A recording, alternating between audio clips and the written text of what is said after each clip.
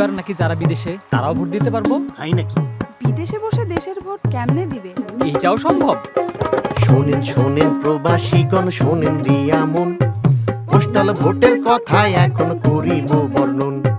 দেশের বাইরে থাকেন যারা, সম্পদ দেশে আনেন তারা, ভোটটা দিবেন পোস্টাল অ্যাপে, কেমনে দেখি চলে, হাই হাই কেমনে দেখি চলে। ও বাউল ভাই, আমার ছেলে তো দেশের বাইরে থাকে, সে ভোট দিতে পারবে? প্রবাসেতে থাকেন যারা, কন্যা পুত্র স্বজন, ভোটটা সহজ করার জন্যই এত আয়োজন। আপনার স্মার্টফোনের প্লে স্টোর বা অ্যাপ স্টোরে গিয়ে পোস্টাল ভোট বিডি লিখে অ্যাপটি ডাউনলোড করতে হবে। অ্যাপ খুলে রেজিস্ট্রেশন বাটন চাপুন। আপনি যে দেশে বর্তমানে অবস্থান করছেন তালিকা থেকে সেই দেশটি বেছে নিন। অবস্থানরত দেশে ব্যবহারকৃত নিজের মোবাইল নাম্বার উল্লেখ করতে হবে। নির্ধারিত জায়গায় নাম্বারটি টাইপ করুন। কিছুক্ষণ অপেক্ষা করলে উক্ত নাম্বারে একটি ওটিপি আসবে, সেটি দিয়ে নম্বরটি ভেরিফাই করুন। সবশেষে একটি পাসওয়ার্ড সেট করুন। এভাবেই আপনার অ্যাকাউন্ট তৈরি হয়ে যাবে। অ্যাকাউন্টে হয়ে গেছে, কাজ তো শেষে নয়, ভোটটা দেওয়ার আগে করুন যাচাই পরিচয়, হাই হাই যাচাই পরিচয়। অ্যাপের লগইন অপশনে মোবাইল নম্বর সেট করে পাসওয়ার্ড দিন।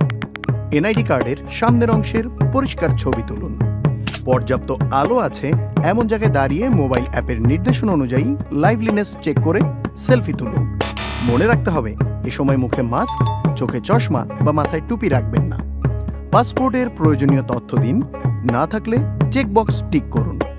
যে ঠিকানায় ব্যালট পেতে চান তার পূর্ণ ঠিকানা সাবধানে পূরণ করুন। ভুল ঠিকানা দিলে ব্যালট হাতে পাবেন না। সকল তথ্য সঠিক দিলেই কেবল নিবন্ধন সম্পন্ন হবে। যদি নিবন্ধন কোনো কারণে সম্পূর্ণ না হয় তাহলে কি হবে? যদি আপনার নিবন্ধন সফল না হয় তাহলে নির্বাচন কমিশনের নির্ধারিত পদ্ধতিতে নিবন্ধন প্রক্রিয়া সম্পন্ন করা হবে। যদি কোনো প্রকার ত্রুটি কিংবা ভুল ইনফরমেশন পাওয়া যায় তাহলে নিবন্ধনটি বাতিল করা হবে। সবাই পাবে ভোটের সুযোগ, বাইরে কিংবা ঘরে। চলেন দেখি কি হয় এইবার নিবন্ধনের পরে, হায় হায় নিবন্ধনের পরে।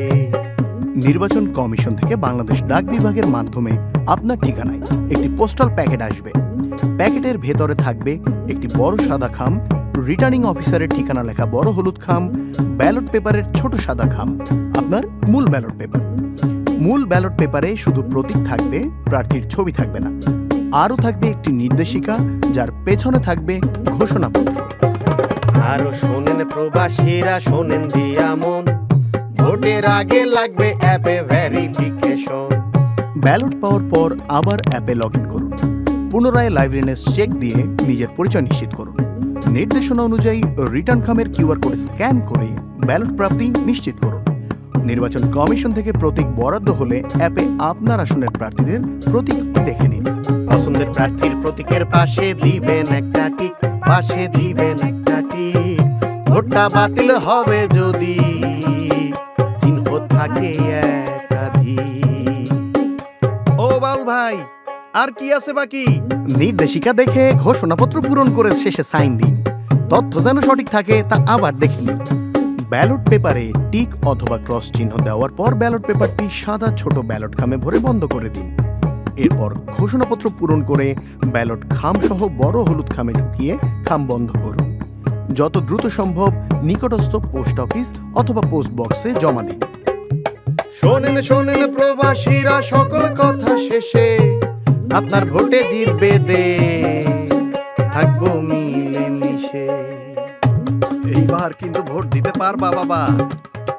নির্বাচনে নির্বাচন, এটা কেমন প্রহসন, ত্রয়োদশ নির্বাচনে এইসব সুযোগ নাই।